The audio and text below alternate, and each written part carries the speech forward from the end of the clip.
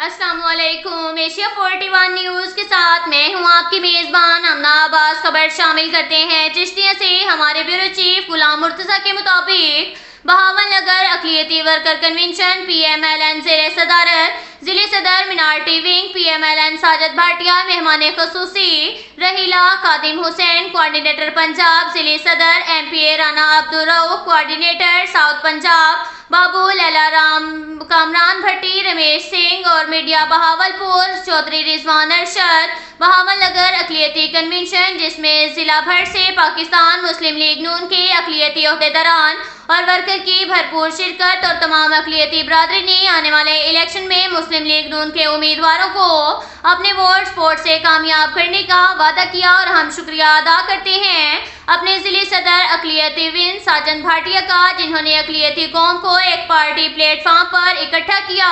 پاکستان مسلم league نون تمام پاکستانیوں کی جماعت ہے۔ ہم سب مل کر پورے ملک میں شیر کے نشان پر مہر لگا کر بھاری اکثریت سے امیدواروں کو کامیاب کریں گے۔